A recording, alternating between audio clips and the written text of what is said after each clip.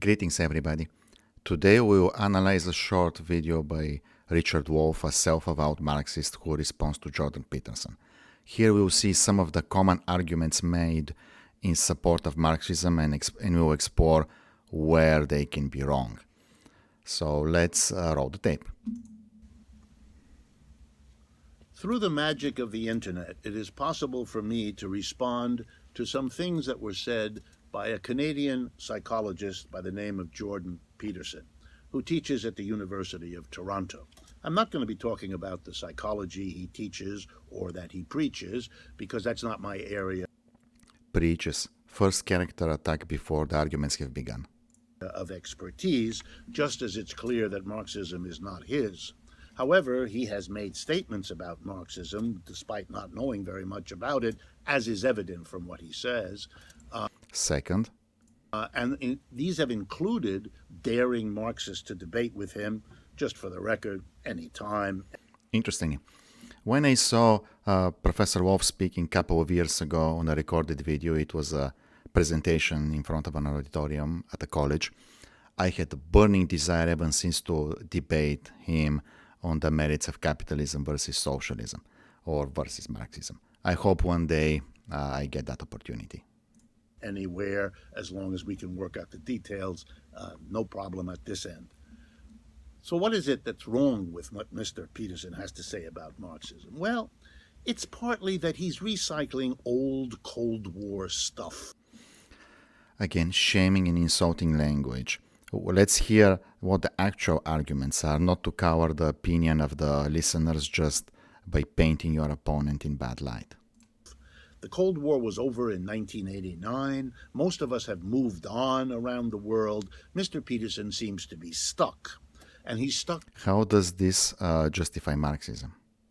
With one of the oldest kinds of arguments imaginable, telling us that we should not be interested in Marxism. In fact, it's kind of immoral, in his words, to be interested in Marxism in view of what Stalin did in Soviet Russia. Well, okay, Stalin did terrible things in Soviet Russia. However, Marxism exists in every country on the face of the earth. It's been going on for 150 years, and a lot more than what happened in Russia under Stalin over a period of 15 or 20 years has to be taken into account if you're going to make an assessment of Marxism. To use the one example that is really horrible over there as the judgment on Marxism. It is important to notice the minimization technique here. Yes, under Stalin, about 20 million Soviet citizens died as part of the communist terror. A larger number also died in China under Comrade Mao Zedong, and also there were millions of people in Cambodia.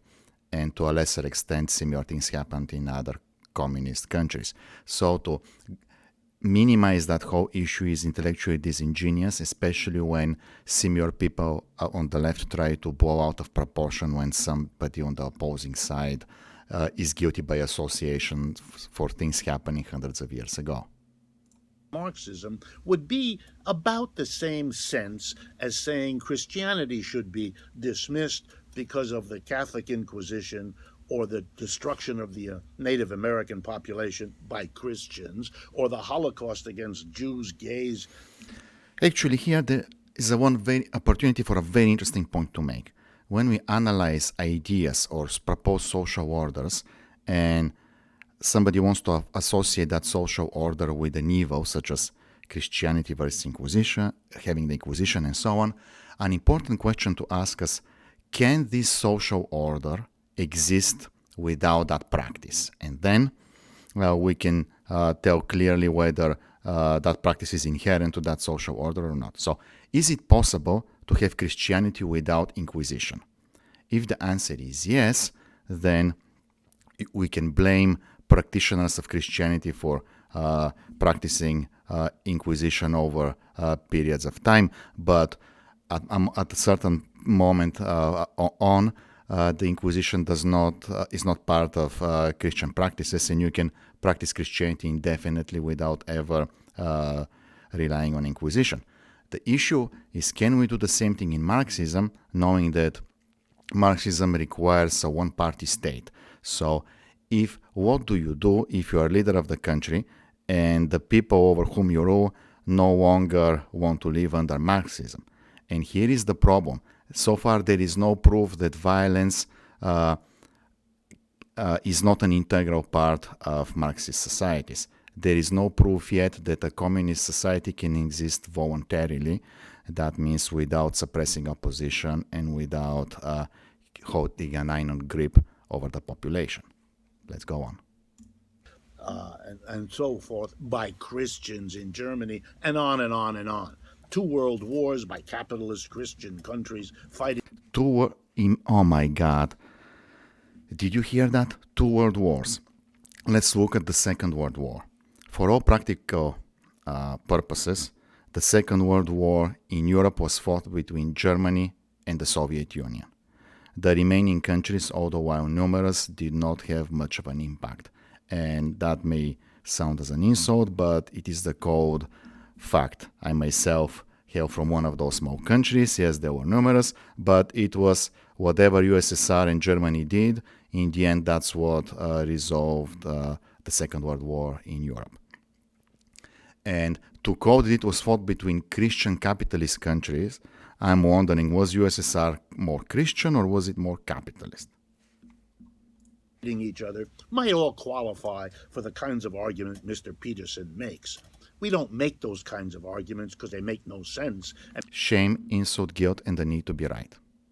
Mr. Peterson oughtn't to do that with Marxism. The only other thing to say is he seems to reduce Marxism, when he actually talks about it, to the problem of inequality, that some people are rich and others are poor, and he deals with that by the very sophisticated notion that poor people's anger at rich is their envy of the success.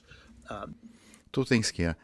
It is important to be very wary when a speaker starts talking about the problem of inequality without implying what they mean and when that quote inequality comes from. Are we talking about fundamental differences in equality before the law, or are we talking about inequality of outcome? Well, because the latter is an inherent result of having an opportunity, and we'll discuss that in a little bit of time. This is an insult to those folks who are critical of inequality, but apparently Mr. Peterson doesn't worry about that. So let's respond. Inequality is indeed a social problem, but it has nothing. Interesting. The more opportunity you give to people, the more free a society is, the more each individual can achieve by being useful to themselves and others, and the greater the inequality begins. Therefore, inequality of outcome is a lie, and any politician who talks about that must be called on this immediately. The only way to eliminate inequality of outcome is to eliminate opportunities and keep everyone equal at the bottom level.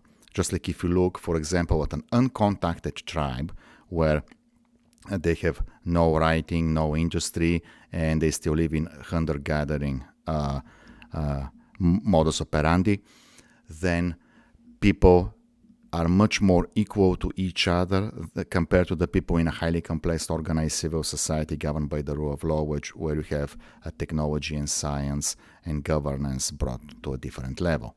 But if you look at the averages, where does the average citizen have a higher standard of living?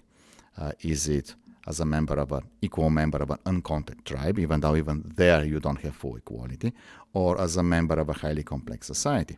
And you see that as a member of highly complex society, you live like a god compared to how people live, let's say, just 2,000 or 3,000 years ago anywhere else on Earth.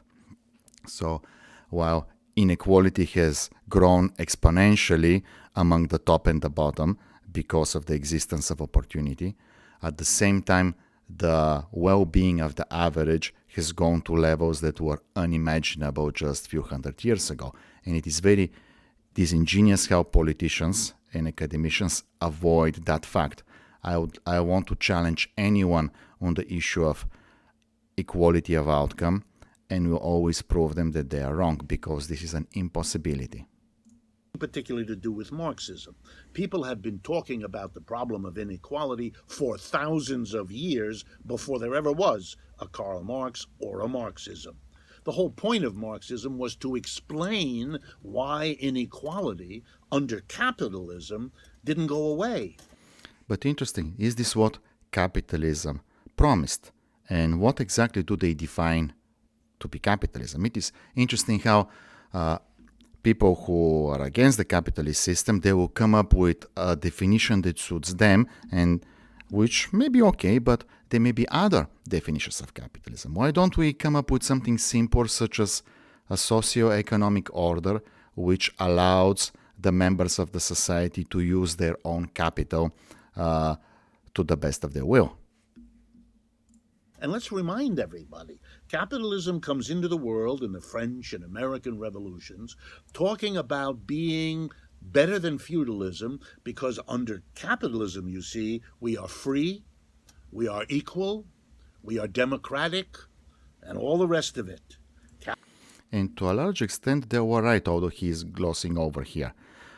Feudalism, to a certain extent, although there was feudalism and feudalism, it is important when we talk about social orders not to just go willy-nilly, but if you want to give examples, we should fix to a particular country or particular region of a particular period of time. Otherwise, we pick one example from one area, then another example from another, and we can nudge the things as we seem fit. So politicians and academicians should be called out on that.